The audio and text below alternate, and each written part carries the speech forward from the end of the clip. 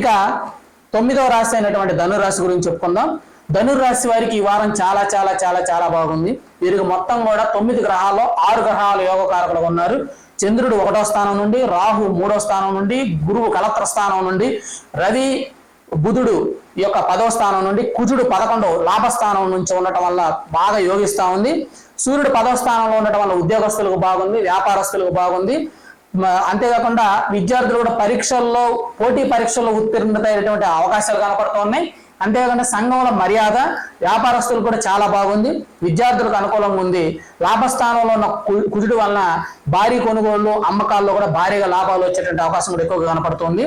అంతేకాకుండా సోదర భావం బాగా ఉంటుంది. సినిమా రంగం వాళ్ళు కూడా చాలా బాగుంది. ముఖ్యంగా ఈ ధనుర్ రాశి వాళ్ళకి ఈ వారం చాలా బాగుంది. అయితే వీరికి వచ్చేసరికి కేతు పఠించాల్సిన స్తోత్రం, కేతు యొక్క ధ్యాన శ్లోకాన్ని పఠించుకుంటే సరిపోతుంది. అంటే పలాస పుష్ప సంకాశం తారకాగ్రహం హస్తం రౌద్రం రౌద్రాత్మకం ఘోరం తం కేతుం ప్రణమామ్యం అనేటువంటి ఆ యొక్క మంత్రాన్ని ధ్యానం చేసుకుంటే సరిపోతుంది. ఇక ఆలయ సందర్శన, నవగ్రహ దేవాలయాన్ని సందర్శించుకుంటే సరిపోతుంది. శనివారం రోజున వీరు చేయాల్సిన దానాలు ఉలవలు, 1 కేజీ ఉలవలు దానం చేయాలి.